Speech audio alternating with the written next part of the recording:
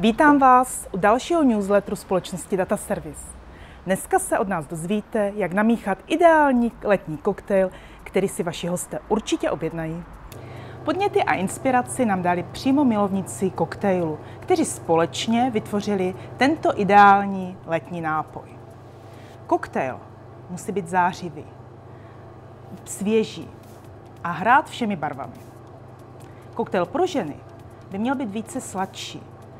Koktejl pro muže by mohl mít i více hořké chuti. Do ideálního alko koktejlu chtějí hosté namíchat pravý rum, vodku, ale třeba také hruškovici, třešňovici nebo meruňkovici. Podle výsledku průzkumu jim právě tyto lihoviny v koktejlech nejvíce chutnají. A jaká chuť začíná být oblíbená u milovníků koktejlu? Podle jejich odpovědi je to kokosová chuť. A v čem koktejly ideálně servírovat? Koktejl by měl chutnat, ale měl by také upoutat oči.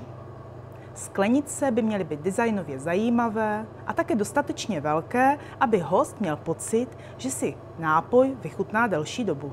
Servírování koktejlu můžete zpestřit různými světelnými blikajícími sklenicemi a ozdobami, které host může sníst.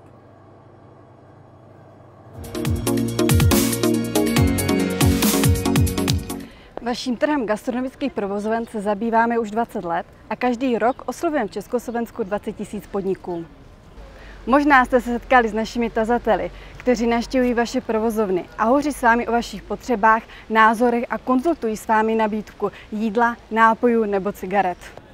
Vždy se prokáží svým průkazem a jako poděkování vám předají dárek. Spolupráci s naším tazatelem můžete ohodnotit na webu Data Servisu. Když se na našem webu zároveň zaregistrujete, budeme s vámi sdílet výsledky gastroprůzkumu. Jen díky vám můžeme vylepšit úroveň gastronomie.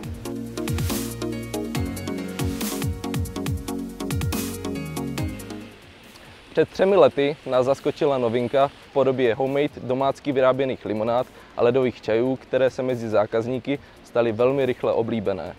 Pozor si ale dejte na jejich kvalitu.